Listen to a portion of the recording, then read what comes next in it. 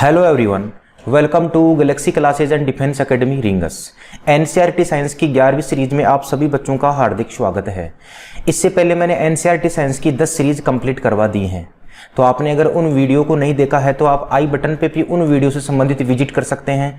Plus उन video से संबंधित मैंने डिस्क्रिप्शन पे लिंक दिए हैं, तो उन पे जाके भी आप वीडियो को ओपन कर सकते हैं। पिछली 2 सीरीजों में मेरा जो क्वेश्चन सीरीज चल रही थी वास्तव में खगोल विज्ञान को लेकर, और आज मैं पूरा खगोल विज्ञान आपके सामने कंप्लीट करा दूंगा। पहला जो खगोल विज्ञान का मैंने पार्ट डाला था वो डाला था बिग बैंग सिद्धांत की उत्पत्ति कैसे हुई थी, आकाशगंगाएं किस प्रकार से व्यवहार करती है, ये मैंने सारी बातों से संबंधित मैंने वास्तव में आपको थ्योरेटिकल पोर्शन भी करवा दिया था और ऑब्जेक्टिव टाइप क्वेश्चन भी मैंने आपको करवा दिए थे।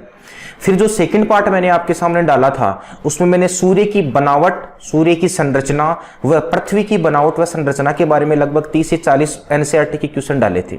उसमें भी पहले अपन ने थ्योरेटिकल पोर्शन कवर किया था और उसके बाद में अपन ने ऑब्जेक्टिव टाइप क्वेश्चन की सीरीज की थी।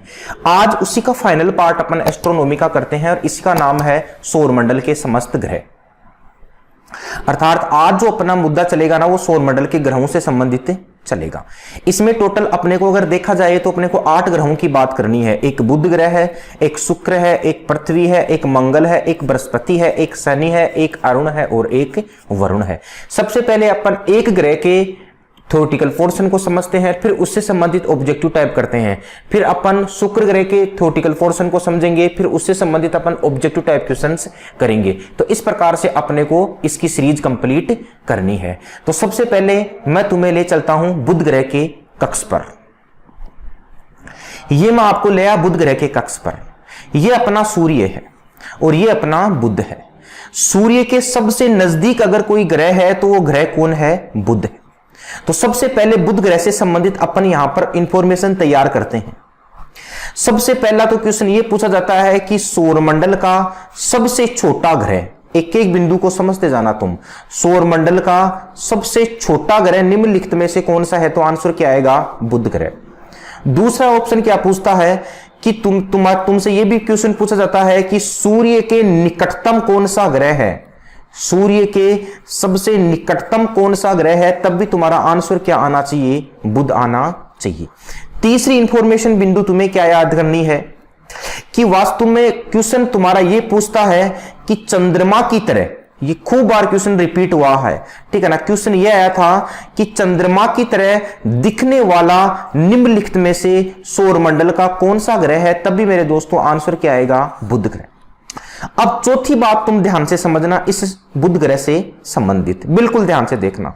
बुध ग्रह से संबंधित तुम्हें 2 बातें याद करनी है। एक तो तुम्हें याद करना है 59 दिन का रेशियो और एक तुम्हें याद करना है 88 दिन का रेशियो। 59 डेज क्या है और 88 डेज क्या है, इसको समझना। बुध ग्रह अपनी धुरी पर, समझते जाना, बुध ग्रह अपनी धुरी पर एक चक्कर कितने दिन में लगाता है? तब तुम्हारा आंसर होना चाहिए 59 दिन डेज या फिर 58 दिन। एक अपनी धुरी पर चक्कर लगाने का मतलब क्या है? जैसे पृथ्वी अपनी धुरी पर 24 घंटे में चक्कर लगाती है, उसी प्रकार बुध अपनी धुरी पर चक्कर कितने दिन में लगाता है? 59 दिन में लगाता है। कुछ किताबों में यह 58 दिन भी है, तो 58 से 59 दिन यहां पर एवरेज आता है। लेकिन अगर एग्जामिनर अपने शब्द बदल देता है और अगर एग्जामिनर यह कहता है कि बुध ग्रह सूर्य की परिक्रमा कितने दिन में करता है, सूर्य की परिक्रमा कितने दिन में करता है, तब आंसर क्या आएगा यहां पर तुम्हारे सामने? 88 दिन। तो मेरा कहने का मतलब यह है कि यह सारी इंफॉर्मेशन तुम्हें बुध ग्रह से संबंधित याद करनी है। अब इस बुध ग्रह के अध्ययन के लिए, शब्दों को समझना तुम, इस बुध ग्रह के अध्ययन के लिए एक उपग्रह छोड़ा गया था और उस उपग्रह का नाम था मैंगलोन यान। तो यहां इस बुध ग्रह के अध्ययन के लिए एक यान छोड़ा गया था और उस यान का नाम था मैसेंजर यान। शब्दों को समझना तुम, क्या नाम था? मैसेंजर यान। क्वेश्चन यहां से यह पूछा गया था कि मैसेंजर यान का संबंध सौरमंडल के किस ग्रह से है? तो आंसर क्या आएगा? बुध ग्रह से। और एक बार तो क्वेश्चन यह भी आया था कि जो मैसेंजर यान छोड़ा गया था यह किस स्पेस एजेंसी के जरिए छोड़ा गया था? तब भी आंसर यहां पर क्या आएगा? नासा। ठीक है ना। अर्थात एक अमेरिकन स्पेस एजेंसी के द्वारा बुध ग्रह के अध्ययन के लिए एक यान छोड़ा गया जिसका क्या नाम था, मैसेंजर यान। नासा से संबंधित तुम्हें मालूम है कि इसकी फुल फॉर्म पूछता है नेशनल एरोनॉटिक्स स्पेस एडमिनिस्ट्रेशन, और कभी कभी इसकी स्थापना भी पूछता है। तो इसकी स्थापना हुई थी 1958 में। तो ये सारी बातें अपने को बुध ग्रह से संबंधित याद करनी पड़ेगी, ठीक है ना। मेरे हिसाब से ये कॉन्सेप्ट तुम्हारी क्लियर हो गई है। यहां पर तुम एक चीज पर गौर करना, जिस अपनी दूरी पर एक चक्कर लगाने में यह 59 दिन लेता है और सूर्य की परिक्रमा पूरी करने में यह 88 दिन लेता है, ठीक है ना। वास्तु में दूरी पर चक्कर लगाने को बोला जाता है कक्षीय चाल। तो इसका मतलब मैं यह भी कह सकता हूं कि किस ग्रह की कक्षीय चाल, किस ग्रह की कक्षीय चाल सर्वाधिक है, तब भी मेरे दोस्तों आंसर क्या आएगा, यहां पर बुध आएगा। लेकिन 88 दिन वाला कहलाता है इस ग्रह का आवर्तकाल, अर्थात किस ग्रह का आवर्तकाल न्यूनतम है, तब भी दोस्तों आंसर क्या आएगा, यहां पर बुध ग्रह आंसर आएगा। तो अब चलते हैं इस बुध ग्रह से संबंधित क्वेश्चंस और आंसर पर। तो ध्यान से जवाब देना। पहला क्वेश्चन, निम्न में से कौन सा कथन बुध या मरकरी के ग्रह के संदर्भ में असत्य कथन है? तुम कमेंट करके मुझे जवाब दे दो, मैंने तुम्हें सारी इंफॉर्मेशन बता दी। फटाफट कमेंट करो।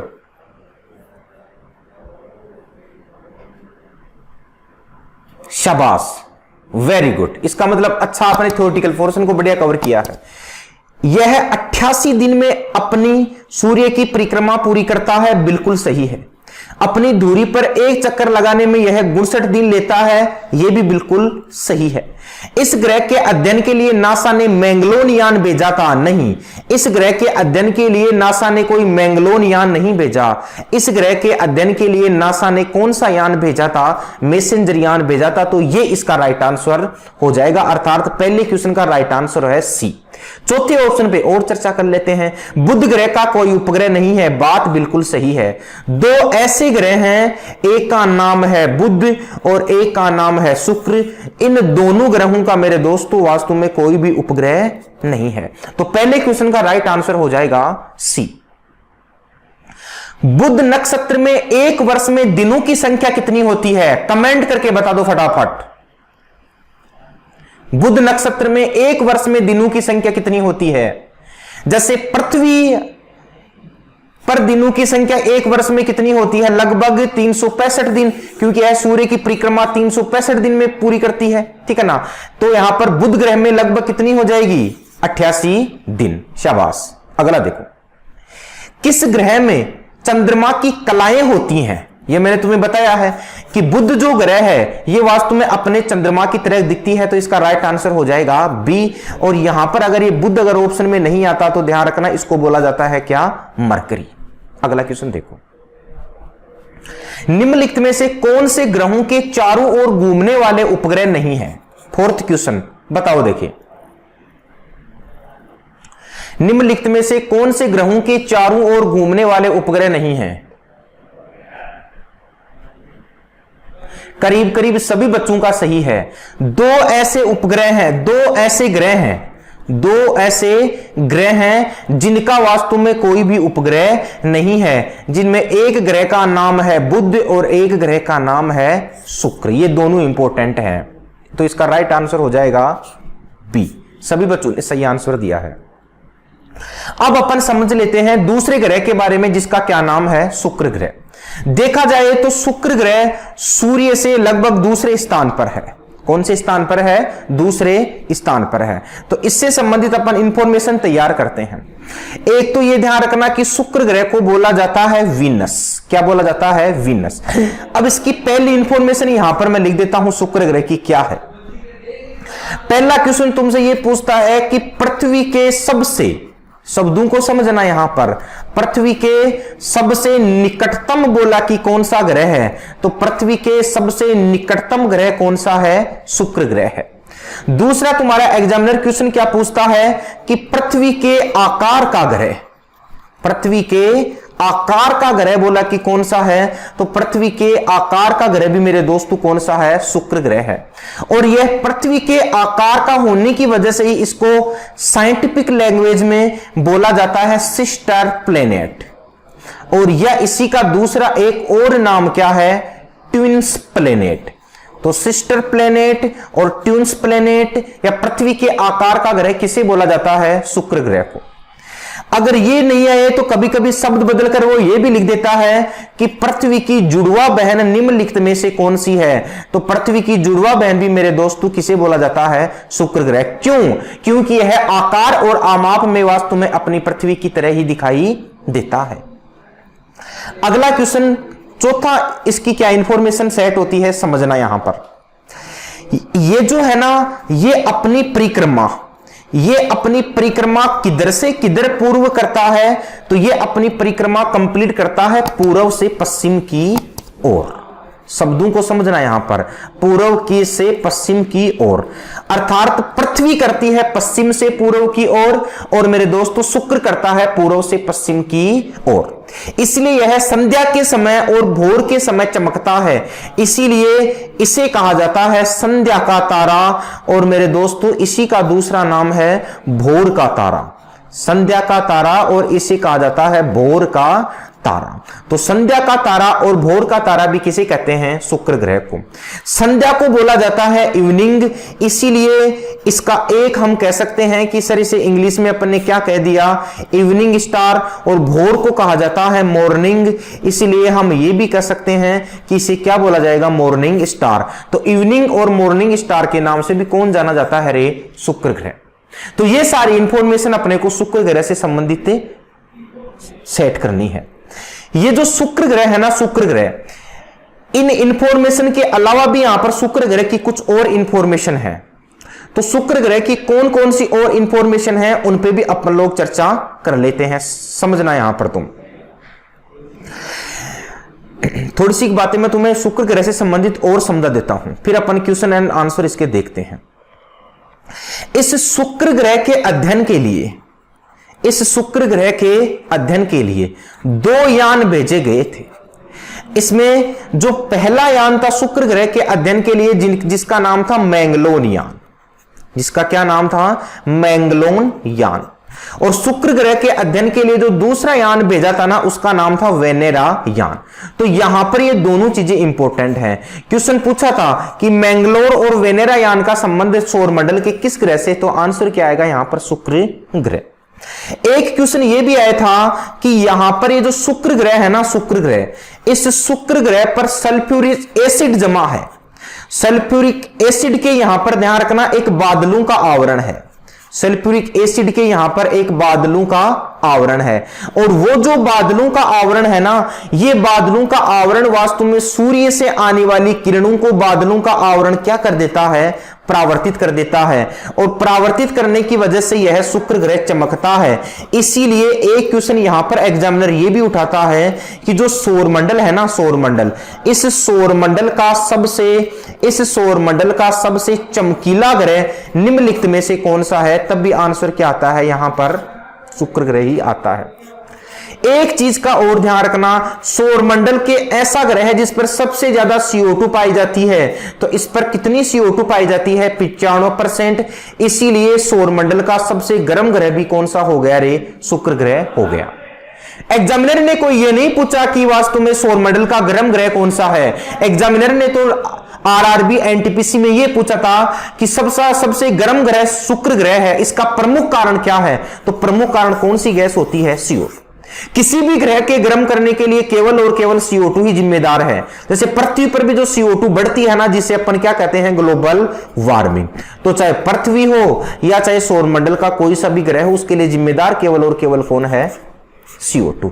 अब अपन इससे संबंधित अपन क्वेश्चन एंड आंसर करते हैं शुक्र ग्रह से संबंधित। तो तुम गलत आंसर मत देना। पहला क्वेश्चन है तुम्हारे सामने स्क्रीन पर ये वाला, शुक्र ग्रह के संदर्भ में असत्य कथन का चयन कीजिए। वही है, एक ही क्वेश्चन में मैं 3-4 क्वेश्चन डाल देता हूं ताकि तुम्हारी कॉन्सेप्ट जड़ से बढ़िया क्लियर हो जाए। बुध के बाद सूर्य के निकटतम ग्रह है, बिल्कुल सही है।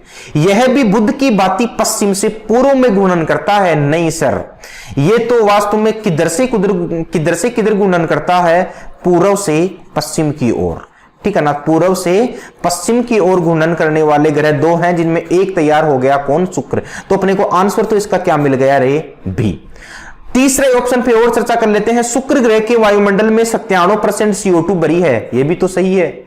बुध की भांति शुक्र का भी कोई उपग्रह नहीं है, यह भी बात बिल्कुल सही है। तो पांचवें क्वेश्चन का राइट आंसर हो जाएगा यहां पर बी। कुछ बच्चों ने बिल्कुल सही दिया है उत्तर। अगला क्वेश्चन देखो, निम्न में से कौन एक शुक्र या वीनस ग्रह से संबंधित नहीं है?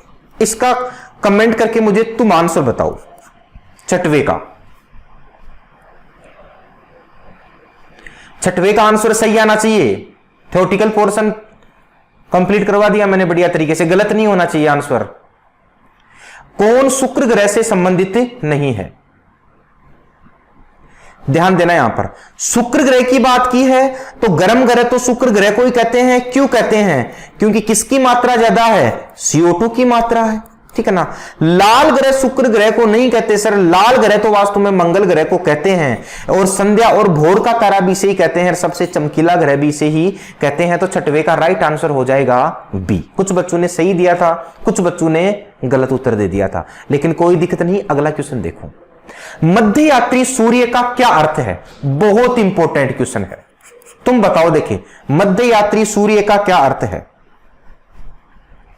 मध्य यात्री सूर्य का क्या अर्थ है? कमेंट करके बताओ।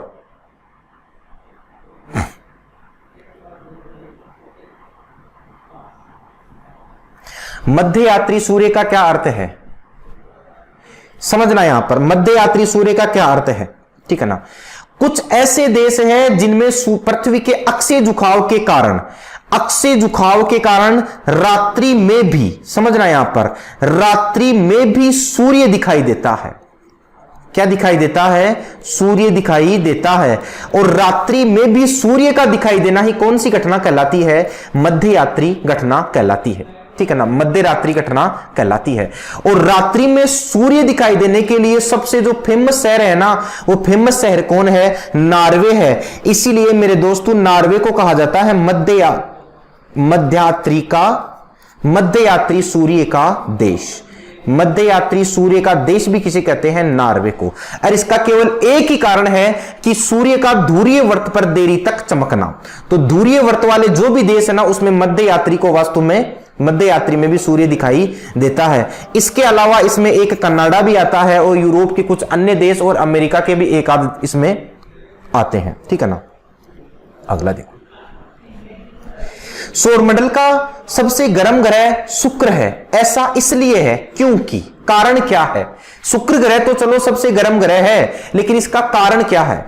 इस पर सर्वाधिक मीथेन गैस की अधिकता है, यह सूर्य के नजदीक है, इस पर सर्वाधिक सूर्य की किरणें परावर्तित होती है, इस पर सर्वाधिक CO2 गैस की प्रधानता है। मैंने तुम्हें बताया था किसी भी ग्रह को गर्म करने के लिए कौन जिम्मेदार होती है? CO2 gas. और अगर तुम्हें पूछे कि कितनी इस पर CO2 गैस है, तो इसमें तो लगभग पूरी ही 95 से 97% किसकी मात्रा होती है? CO2 की। CO2 की मात्रा की वजह से ही है सबसे गर्म ग्रह है। तो इसका राइट आंसर हो जाएगा डी। एक क्वेश्चन यहां पर मैं तुम्हें और भी बता देता हूं। कभी कभी क्वेश्चन पूछता है कि जो शुक्र ग्रह है ना, इसमें CO2 के अलावा अन्य कौन सी गैस की अधिक मात्रा है?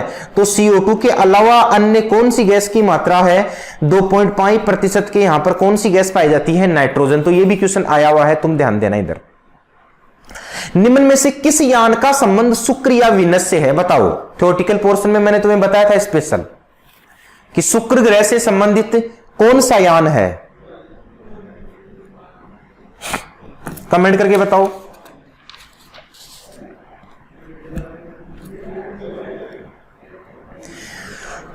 शुक्र ग्रह से संबंधित दो यान हैं। एक यान का नाम है वेनेरा यान, ठीक है ना, फिट रखो माइंड में। और एक यान का नाम है मैंगलोन यान। वेनेरा और मैंगलोन यान, इन दोनों ही यानों का संबंध किससे है? शुक्र से है। तो देख लो यहां पर आंसर क्या हो जाएगा इसका? पहला। मार्स का संबंध तो मेरे दोस्तों किससे है? मंगल ग्रह से है। मार्स का संबंध किससे है? मंगल ग्रह से है। और मैसेंजर, मैंने तुम्हें बताया था मैसेंजर का संबंध किससे है? बुध ग्रह से है। अगला क्वेश्चन देखो, शुक्र ग्रह पर CO2 के अतिरिक्त अन्य किस गैस की प्रधानता है? शुक्र ग्रह पर CO2 की मात्रा सर्वाधिक है और CO2 की मात्रा कितनी है? 95 से 97%। लेकिन इसके अलावा 2% या 2 से 3% एक और गैस पाई जाती है जिसका क्या नाम है? नाइट्रोजन। तो इसका आंसर हो जाएगा ए, ठीक है ना। अर्थात CO2 के अलावा कौन सी गैस होती है यहां पर? नाइट्रोजन। अगला देखो, अब अपन बातें करते हैं किस ग्रह के बारे में? पृथ्वी के बारे में। पहले अपन ने पढ़ा बुध ग्रह के बारे में, उसके बाद में अपन ने पढ़ा शुक्र ग्रह के बारे में, और अब अपन आ गए हैं अपनी पृथ्वी के कक्ष पर, ठीक है ना। तो पृथ्वी से संबंधित क्या क्या बातें मैं तुम्हें बता सकता हूं, ध्यान से समझना। इधर पृथ्वी की तुम्हें 2 तो चाल याद करनी है। एक तो याद करनी है कि पृथ्वी की कक्षीय चाल कितनी है। पृथ्वी की कक्षीय चाल कितनी है? तो पृथ्वी की कक्षीय चाल है लगभग यहां पर तुम ऐसे माना कि पृथ्वी की कक्षीय चाल है 30 किलोमीटर प्रति सेकंड, ठीक है ना। ये तो पृथ्वी की कक्षीय चाल है। एक क्वेश्चन तुमसे यह भी पूछता है कि पृथ्वी की जो घूर्णन चाल है ना, घूर्णन चाल, ये घूर्णन चाल कितनी है? तो इसकी घूर्णन चाल है 1610 किलोमीटर प्रति आवर। ये दोनों बातें ध्यान रखनी है। तीसरा तुम्हें यह भी ध्यान रखना है कि अपनी पृथ्वी पर जो औसत तापमान है, ये खूब बार क्वेश्चन रिपीट हुआ है, ठीक है ना, कि पृथ्वी का औसत तापमान कितना है? तो पृथ्वी का औसत तापमान कितना है? 15 डिग्री सेंटीग्रेड। अगला तुम्हें चौथा पॉइंट इसका यह भी ध्यान रखना है कि पृथ्वी का घनत्व कितना है। तो पृथ्वी का घनत्व मैंने तुम्हें पहले वाले वीडियो में भी बताया है, कितना है? 5.5 ग्राम पर सेंटीमीटर क्यूब। और पृथ्वी का घनत्व वास्तव में सौर मंडल में समस्त ग्रहों में से सर्वाधिक घनत्व भी किसका है? अपनी पृथ्वी का है। और न्यूनतम घनत्व किसका है? शनि का है।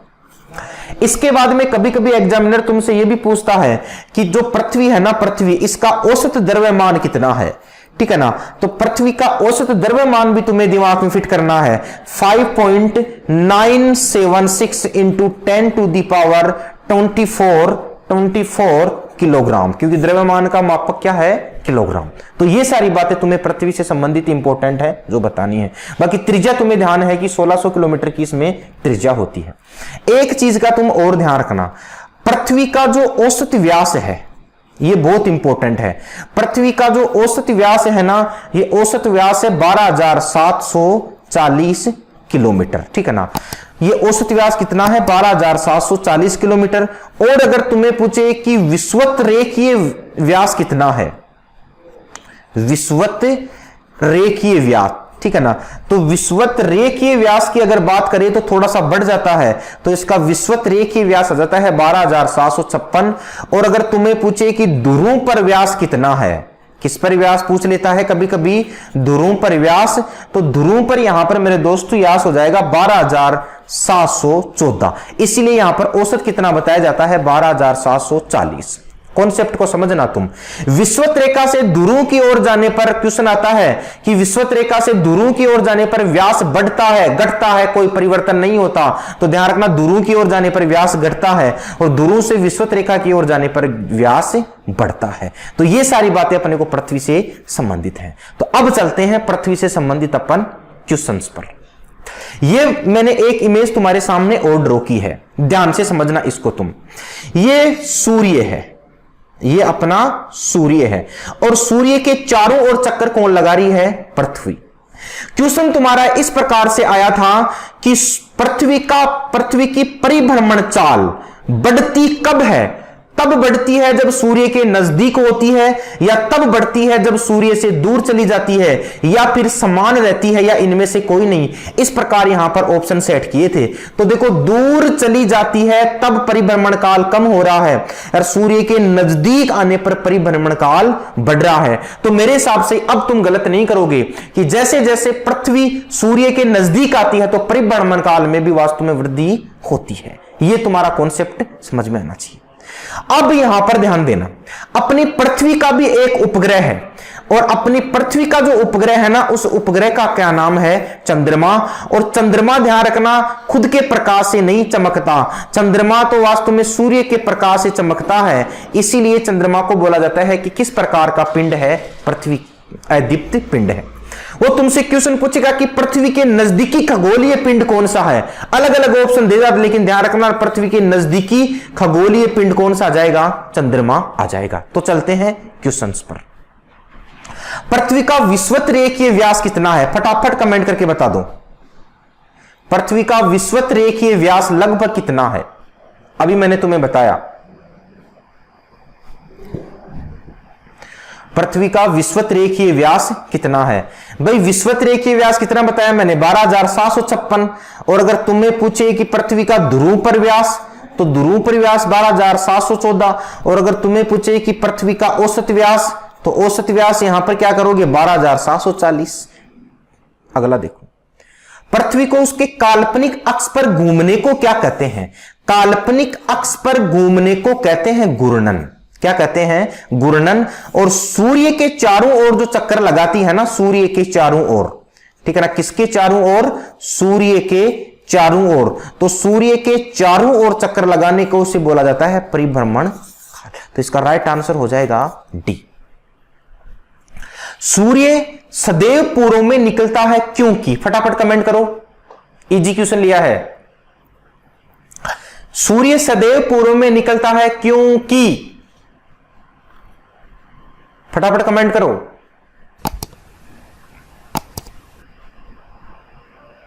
शाबाश।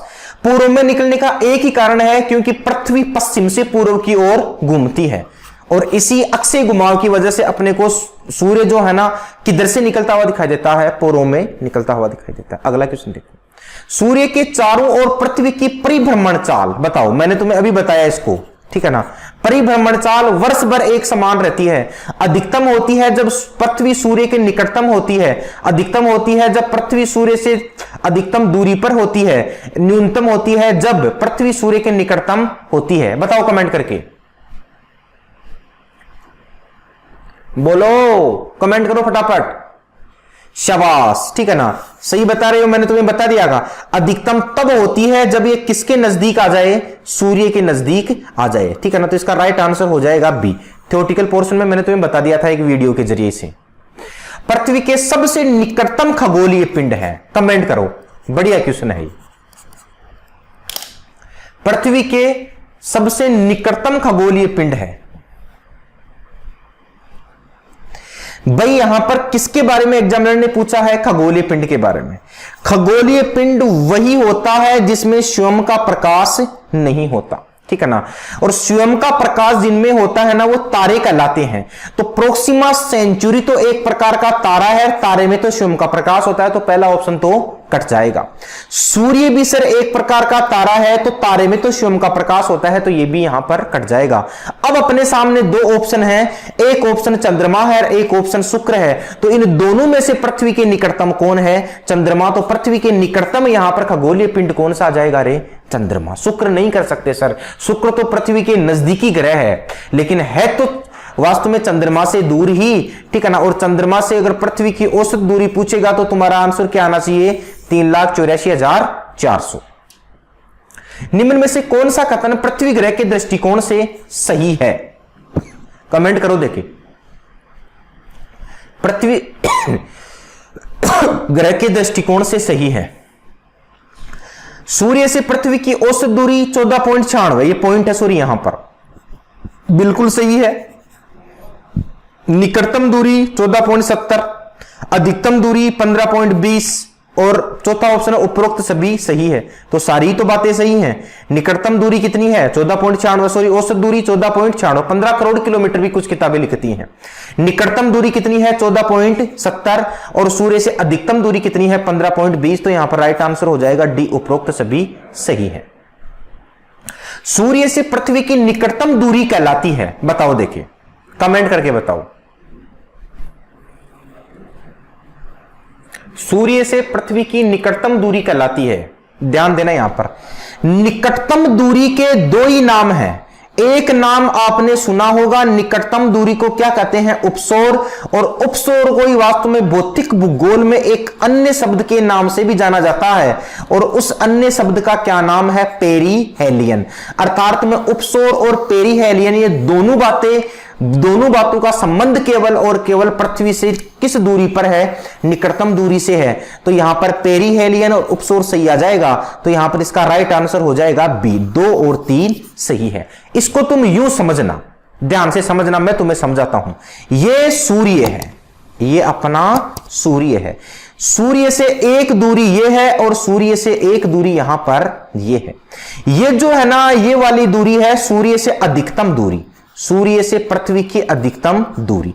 इस अधिकतम दूरी के दो नाम है, या तो इसे बोला जाता है अपसोर, ठीक है ना, और यह इसे बोला जाता है एपेहेलियन, या इसे क्या बोला जाता है, एपेहेलियन। जबकि यहां पर देखा जाए तो यह सूर्य से निकटतम दूरी है, यह सूर्य से कौन सी दूरी है, निकटतम दूरी है। और निकटतम दूरी के भी उसी प्रकार दो नाम हैं, या तो इसे बोला जाएगा उपसौर और यह इसे बोला जाएगा, वास्तव में अगर हम देखें तो यह इसे बोला जाएगा पेरीहेलियन, पेरीहेलियन। ये दोनों बातें तुम्हें समझ में रखनी है, ठीक है ना, दोनों बातें तुम्हें समझ में रखनी है।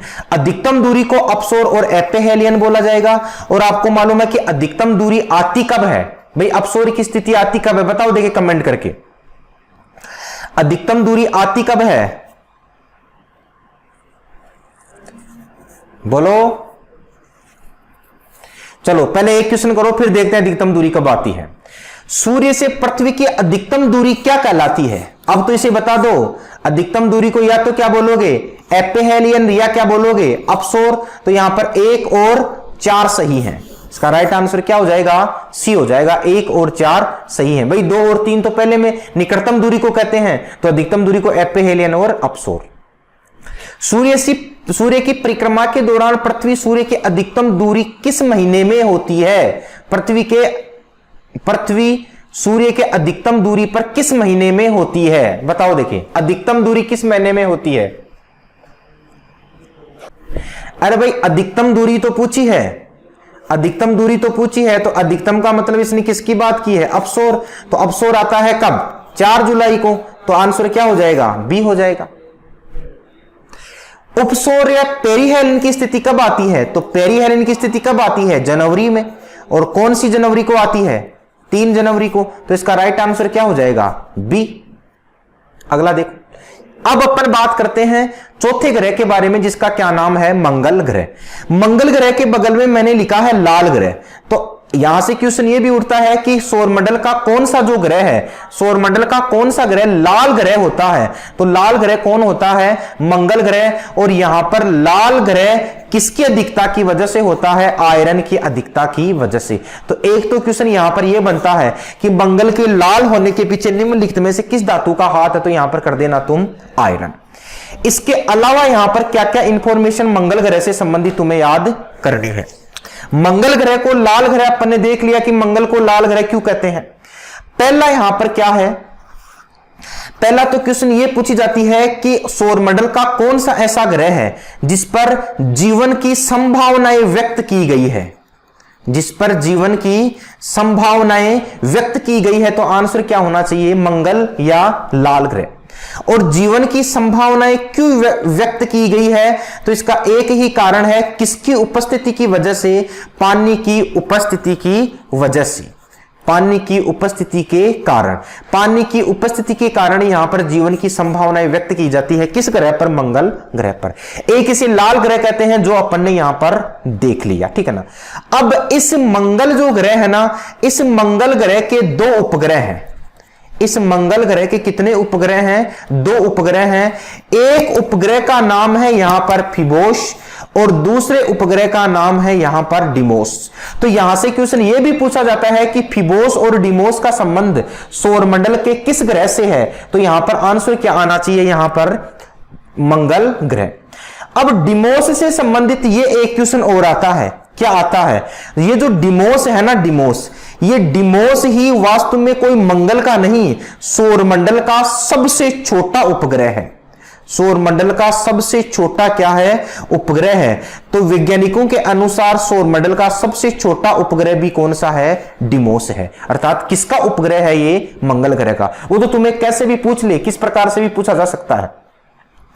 और एक चीज का और ध्यान रखना, इसका घूर्णनकाल वास्तव में पृथ्वी के बराबर सा ही है इसका, ठीक है ना। जैसे पृथ्वी का घूर्णनकाल 24 घंटे है ना, तो इसका भी लगभग कितने घंटे होता है, 24 घंटे। तो यहां से ये भी क्वेश्चन आता है कि किस ग्रह का घूर्णनकाल लगभग पृथ्वी के बराबर है, तब भी तुम्हारा आंसर क्या आना चाहिए, मंगल ग्रह। अब इसके क्वेश्चंस को देखते हैं। मंगल ग्रह के संदर्भ में असत्य कथन है, बताओ, कमेंट करके बताओ फटाफट। मंगल ग्रह के संबंध में असत्य कथन है। यह सौरमंडल का दूसरा बड़ा ग्रह है, सूर्य से दूरी के स्थान पर अनुसार चौथा ग्रह है, इसका घनत्व 3.95 ग्राम, यह भी सही है। मंगल ग्रह के 2 उपग्रह हैं। तुम बताओ मुझे एक बार, फिर मैं तुम्हें बताता हूं, ध्यान देना। आंसर तो अगर देखा जाए, अगर तुमने ध्यान से खगोल विज्ञान पढ़ा होगा, पहले पार्ट को मैंने तुम्हें करवाया था, तो तुम्हारा आंसर तो पहले में ही आ गया। क्यों? क्योंकि आकार के आधार पर मैंने तुम्हें कुछ 5 क्रम बताए थे, मैंने कहा कम से कम तुम 5 तो याद रखो आकार के आधार पर, ठीक है ना। आकार के आधार पर सबसे बड़ा ग्रह कौन सा है, बृहस्पति। बृहस्पति के बाद में दूसरा बड़ा कौन सा है, शनि। शनि के बाद में अगला बड़ा ग्रह कौन सा है, अरुण। अरुण के बाद में अगला बड़ा कौन सा है, वरुण। और वरुण के बाद में यहां पर किसका स्थान आता है, पृथ्वी का। इस प्रकार ये क्रम चलता रहता है। तो सौरमंडल का दूसरा बड़ा ग्रह मंगल नहीं है, सौरमंडल का दूसरा बड़ा ग्रह तो कौन सा है, शनि ग्रह है। तो पहला ही ऑप्शन यहां पर गलत है। सूर्य से दूरी के स्थान पर चौथा ग्रह है, बिल्कुल सही है सर। दूरी के स्थान पर तो चौथा पर ही है, क्योंकि पहला बुध हो गया, फिर शुक्र हो गया, फिर अपनी पृथ्वी हो गई, और फिर ये यहां पर मंगल हो गया। इसका घनत्व बिल्कुल सही है। ये सीधा सीधा क्वेश्चन पूछा गया था कि मंगल ग्रह का घनत्व लगभग कितना है, 3.95 ग्राम पर सेंटीमीटर क्यूब। और इसके 2 उपग्रह मैंने तुम्हें बताया, फिबोस और डिमोस। तो 21वें का राइट आंसर हो जाएगा ए। किसमें पृथ्वी के अलावा अन्य जीवन की संभावनाएं हैं, क्योंकि वहां का वातावरण जीवन के बहुत अनुकूल है, ठीक है ना। जीवन की संभावनाओं से संबंधित अगर कहीं पर भी तुम्हें शब्द दिख जाए ना, तो जीवन की संभावनाएं केवल और केवल कहां पर हैं, मंगल पर हैं। और इसी मंगल को ध्यान रखना मार्स जुपिटर के नाम से भी जाना जाता है। एक ग्रह के दिन का मान, उसके अक्ष का झुकाव लगभग पृथ्वी के दिन के मान और झुकाव के तुल्य है। अभी मैंने तुम्हें बताया कि पृथ्वी की जो घूर्णन काल है, पृथ्वी का जो घूर्णन काल है, ये घूर्णन काल भी कितना है, 24 घंटे। और लगभग इसका मंगल ग्रह का भी घूर्णन काल कितना है, 24 घंटे है। अर्थात इसका झुकाव भी पृथ्वी के समान है, और वास्तव में इसका मंगल ग्रह का झुकाव भी पृथ्वी के समान है, और इसकी और भी बातें कुछ पृथ्वी के समान है। तो ये जो कथन है ना, ये किसके बारे में सही है, मंगल के विषय में। भारत द्वारा भेजे गए मंगलयान के संदर्भ में असत्य कथन है। ये इंपॉर्टेंट है, ये बहुत इंपॉर्टेंट क्वेश्चन है। ये बताओ, देखिए तुम, भारत द्वारा भेजे गए मंगलयान के संदर्भ में असत्य कथन है। चलो, इसकी कॉन्सेप्ट तक तुम्हें मैं ले जाता हूं। मंगलयान का प्रक्षेपण 5 नवंबर 2013 को हुआ था, सही है, डेट को रट लेना, 5 नवंबर 2013। मंगल ग्रह अपने कक्ष में सॉरी, ये आ जाएगा यहां पर, ये गलत है, यहां पर 23 सितंबर आएगा, ठीक है ना। अपने कक्ष में पहुंचा था सितंबर 2014 को, ये भी यहां पर बात बिल्कुल सही है। मंगलयान को PSLV C11 यान के जरिए अंतरिक्ष में भेजा, ये बिल्कुल गलत है। मंगल को मोम के नाम से भी जाना जाता है, सही है। यहां पर M का मतलब है मार्स, यहां पर O का मतलब है ऑर्बिटर, मार्स ऑर्बिटर, और यहां पर इस एस का मतलब है मिशन, ठीक है ना। तो ये तो तीनों कथन सही है। मंगलयान को PSLV C11 के जरिए नहीं छोड़ा गया था। मंगलयान का प्रक्षेपण खूब बार पूछता है। मंगलयान का प्रक्षेपण किया गया था PSLV C25 यान के जरिए। PSLV C11 के जरिए तो मैं तुम्हें बता दूं कि भारत के किस यान का प्रक्षेपण किया गया था, चंद्रयान फर्स्ट का। यहां से यह भी क्वेश्चन आया था कि चंद्रयान फर्स्ट का प्रक्षेपण किसके जरिए किया गया था, PSLV C11। मैंने चंद्रयान फर्स्ट की बात की है, अर्थात मैंने उस यान की बात की है जो 2008 में छोड़ा गया था।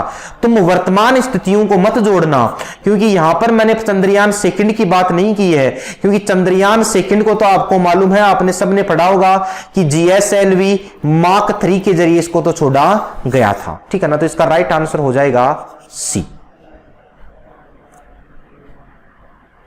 विश्व में पहला देश जो प्रथम प्रयास में मंगल की कक्षा में पूछा, ये रेलवे डी ग्रुप में क्वेश्चन आया था, प्रथम प्रयास में मंगल की कक्षा में पहुंचने वाला कौन सा देश है? अपना भारत है। तो इसका राइट आंसर हो जाएगा डी। और प्रथम कक्षा में क्यों पहुंचा?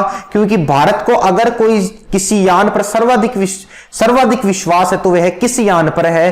पीएसएलवी। और इसी के पीएसएलवी C-25 के जरिए अपन ने मंगलयान का प्रक्षेपण किया था। तो पीएसएलवी C-25 जो है ना, यह वास्तव में भारत का सबसे भरोसेमंद यान साबित हुआ, ठीक है ना, क्योंकि एक ही प्रक्षेपण ने इसने मंगल की कक्षा में स्थापना की थी। मंगल की सतह पर पहुंचने वाला भारत कौन सा देश बना? प्रथम प्रयास में तो भारत पहला देश बना है, लेकिन मंगल की सतह पर अभी तक कितने देश पहुंच चुके थे? 3 देश पहुंच चुके हैं। तो भारत मंगल की सतह पर पहुंचने वाला कौन सा देश बना है? चौथा देश बना है। तो इसका राइट आंसर हो जाएगा डी। तो मैं तुम्हें यह भी बता देता हूं कि मंगल की सतह पर 3 देश कौन से पहुंच चुके हैं। तो एक ध्यान रखना अमेरिका, एक ध्यान रखना रूस, एक ध्यान रखना यूरोप, और फिर अपना योगदान हो जाएगा यहां पर भारत। और भारत तुम्हें मालूम है मंगल की सतह पर कब गया था? 2014 में। तो यहां पर यह सीक्वेंस तुम्हें ध्यान होनी चाहिए। मंगल ग्रह को लाल ग्रह कहते हैं, आखिर क्यों? लाल ग्रह होने का एक ही मैंने कारण बताया है, किसकी अधिकता? आयरन की अधिकता, या फेरस तत्व की अधिकता, या वास्तु में लोहे की अधिकता। तो लोहे तत्व की उपस्थिति के कारण इसे लाल ग्रह भी कहते हैं। तो 27वें का राइट आंसर हो जाएगा बी। मंगल का सबसे ऊंचा पर्वत निकस ओलंपिया है, जो माउंट एवरेस्ट से लगभग कितने गुना है? बताओ भाई, जीके में खूब क्वेश्चन आया हुआ है। मंगल पर सबसे ऊंचा पर्वत निकस ओलंपिया है, जो माउंट एवरेस्ट से लगभग कितने गुना है? ये निकस ओलंपिया है ना, ये माउंट एवरेस्ट से कितने गुना है? 3 गुना। ये थोड़ा सा ध्यान रखना तुम। निम्न में से किस अंतरिक्ष यान का संबंध मंगल ग्रह से नहीं है? अब तुम बताओ, ऑप्शन काट के करो। पहला है पार्थफाइंडर, दूसरा है वाइकिंग, तीसरा है स्पिरिट, और अगला है वेनेरा। तुम बताओ, देखिए मुझे।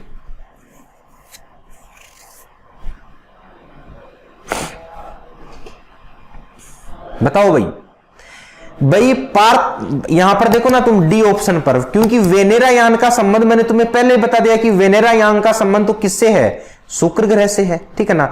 तो यहां पर इसका राइट आंसर क्या हो जाएगा? डी। तो ये तीनों के तीनों है ना, ये तीनों के तीनों वास्तव में किस पर गए हैं? मंगल ग्रह पर गए हैं, पार्थफाइंडर, वाइकिंग और स्पिरिट। अब अपन अध्ययन करते हैं किस ग्रह का? बृहस्पति ग्रह का। तो 2-4 बातें इंपॉर्टेंट है बृहस्पति से संबंधित। पहली बात, बृहस्पति ग्रह से संबंधित क्या है? तुम्हारा एग्जामिनर ऐसे क्वेश्चन पूछता है कि सौरमंडल का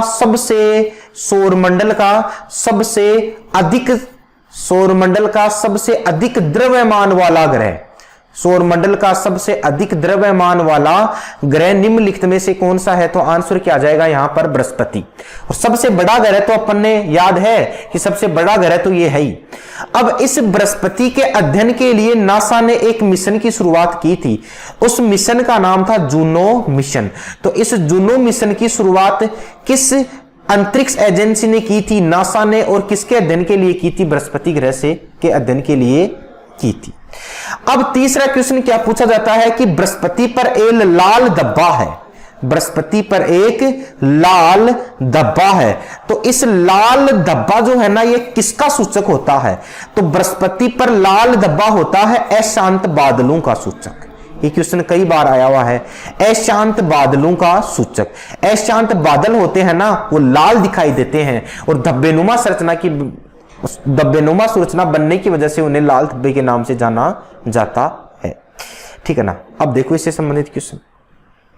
संयुक्त राज्य अमेरिका ने किस ग्रह की खोज के लिए गैलीलियो नामक यान भेजा था? संयुक्त राज्य अमेरिका ने, बताओ देखिए, किस ग्रह की खोज के लिए गैलीलियो नामक यान भेजा था? गैलीलियो का संबंध केवल और केवल किस ग्रह से है? बृहस्पति से है। और बृहस्पति अगर नहीं आए तो यहां पर तुम्हारा राइट आंसर क्या कर देना? तुम जुपिटर कर देना। समझना यहां पर चीज को, गैलीलियो ने ही ये बातें बताई थी। और एक चीज का और ध्यान रखना, इस बृहस्पति का एक सबसे बड़ा उपग्रह है, उस उपग्रह का नाम है गैनीमेड उपग्रह। उस उपग्रह का क्या नाम है? गेनीमेड उपग्रह। और ये जो गेनीमेड उपग्रह है ना, ये गेनीमेड उपग्रह की भी खोज मेरे दोस्तों किस वैज्ञानिक ने की थी? गैलीलियो ने। बृहस्पति ग्रह पर लाल धब्बे किस संकेत के सूचक है? अभी अभी मैंने तुम्हें बताया कि बृहस्पति ग्रह पर लाल धब्बे किस संकेत के सूचक हैं? शाबाश, किस संकेत के सूचक हैं? अशांत बादल की। अगला क्वेश्चन, सौरमंडल का सबसे बड़ा उपग्रह निम्नलिखित में से कौन सा है? ग्रह की बात नहीं की है। अगर यहां पर ग्रह की बात करता तो बृहस्पति कर देते, लेकिन यहां पर उपग्रह की बात कर रहे हैं तो सौरमंडल का सबसे बड़ा उपग्रह कौन है? गैनीमेड है। ठीक है ना। टाइटन के बारे में कभी कभी ये क्वेश्चन आता है कि जो शनि है ना, शनि का सबसे बड़ा, ये क्वेश्चन भी पूछा गया था, शनि का सबसे बड़ा, कि शनि का सबसे बड़ा उपग्रह निम्नलिखित में से कौन सा है? तो टाइटन। और सौरमंडल का अगर पूछे तो गैनीमेड। और गैनीमेड की खोज भी अगर तुम्हें पूछे ना, तो गैनीमेड की खोज भी मेरे दोस्तों किस वैज्ञानिक ने की थी? गैलीलियो ने की थी। अगला क्वेश्चन देखो,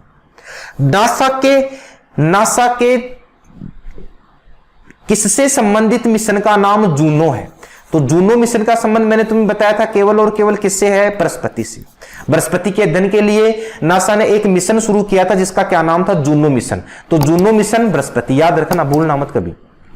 सौरमंडल के बड़े उपग्रहों में से एक टाइटन निम्न में से किसका उपग्रह है? टाइटन किसका उपग्रह है? शनि है। और शनि का वास्तव में टाइटन सबसे बड़ा उपग्रह है। शनि ग्रह के चारों ओर पाए जाने वाले वलयों की कितनी संख्या है?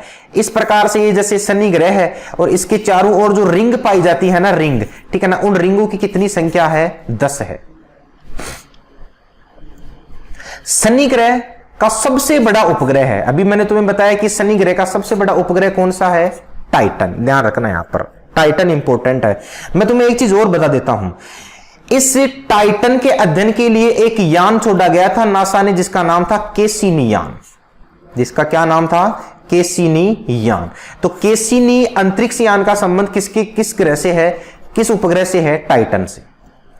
यूरेनस का मतलब होता है यहां पर अरुण, ठीक है ना। तो यहां पर अरुण की खोज या यूरेनस की खोज किस वैज्ञानिक ने की थी? तो की थी विलियम हर्शेल ने। तो राइट आंसर हो जाएगा इसका ए। अपनी दूरी पर सूर्य की ओर अधिक झुकाव के कारण निम्न में से कौन सा ग्रह लेटा हुआ ग्रह के उपनाम से जाना जाता है? बताओ। देखिए, लेटा हुआ ग्रह किसे कहते हैं?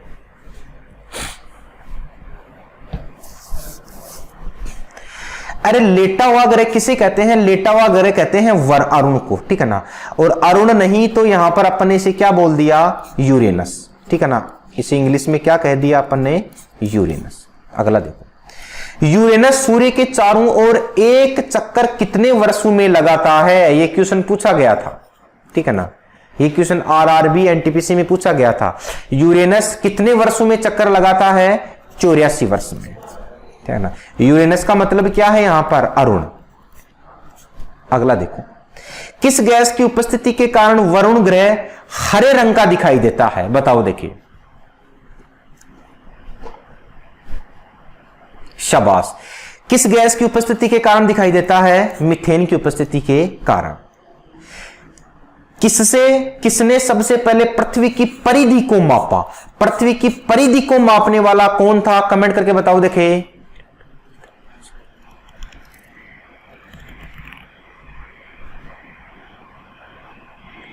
पृथ्वी की परिधि को मापने वाला था इरेटोस्थेनीज। ये इसका राइट आंसर हो जाएगा। अगला देखो, पृथ्वी के भ्रमण की गति है, ये तो कमेंट करके बताओ। पृथ्वी के भ्रमण की गति है 27 किलोमीटर प्रति मिनट, ठीक है ना। कितनी गति है? 27 किलोमीटर प्रति मिनट। ये मैंने टोटल 43 क्वेश्चन आपके सामने लिया था। अगला टॉपिक मैं तुम्हारे सामने शुक्रवार को लेके आऊंगा। अगला टॉपिक मेरा कब होगा? शुक्रवार को होगा। और शुक्रवार को मेरा जो टॉपिक होगा ना, वो केमिस्ट्री का होगा, जिसका क्या नाम है? परमाणु, या जिसको अपन ने क्या कह दिया? एटम, ठीक है ना। तो एटम से संबंधित तुम इंफॉर्मेशन पढ़ के आना, थोड़ा बहुत तुम्हें जहां पर भी मिले। अगर तुम्हें परमाणु या एटम से संबंधित तुम्हारे पास क्लास नोट्स नहीं लिखे हुए हैं तो तुम सुनील जी के व्हाट्सएप मैसेज पर तुम भेज देना एक बार कि हमें सर क्लास परमाणु के या एटम के हमें क्लास नोट्स की सीरीज चाहिए, तो हम आपको प्रोवाइड करा देंगे।